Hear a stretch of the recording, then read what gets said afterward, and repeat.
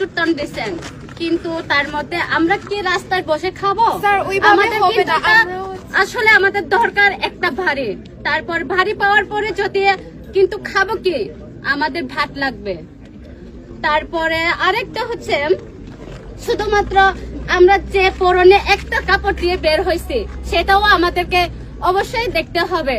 তারপরে আর একটা হচ্ছে আমাদের যে ঘর তুলতে গেলে, বাড়ি তুলতে গেলে এখন পথে ঘাটে রাস্তার মধ্যে বিভিন্ন জায়গায় আটকে রাখে, কিন্তু গাছ মানে পাঠাতে চাই না এদিকে, কারণ ওখানে বিভিন্ন মানে আমাদেরকে সম্মুখীন দেখাতে হয়।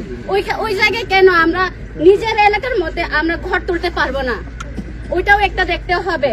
তারপরে যে এখানে রিজার্ভ বলে বা রাজধানী বলেন, কিন্তু এইটা মানে ফরেস্টার আর এদিকেও নাকি রাজধানী, ওইটা কিন্তু আমাদেরকে ফরেস্টাররা কিন্তু অনেক সময় এসে বাধা দেয়, কিন্তু ওইখানে কেন? এখানে তো এখানে রিজার্ভ খাপ ইয়া ফরেস্টার ওইভাবে তো নাই, লেখা নাই। তারপরে আরেকটা হচ্ছে এখানে শিক্ষা ব্যবস্থা নাই।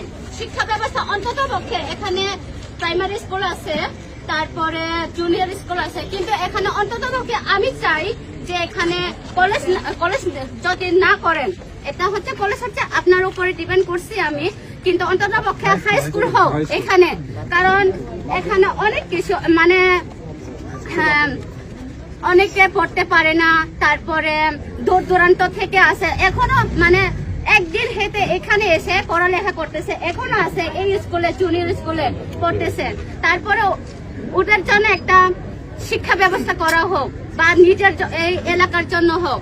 আর একটা হচ্ছে এখানে বিভিন্ন জায়গায় যেহেতু এটা পর্যটন এলাকা ঘোরার জন্য আছে, তো অনেক সময় বিভিন্ন ভাবে পরিস্থিতির মধ্যে পড়ে, হয়তো বা অনেক সময় অসুস্থ হয়, অনেক সময় ক্ষতিগ্রস্ত হয়, অনেক সময় অ্যাক্সিডেন্ট হয়, কারণ রাস্তা তো অনেক, কারণ বেকা উঠা নামা করতে হয়, তো ওইটার জন্য এখানে একটা ক্লিনিক দেওয়া হোক।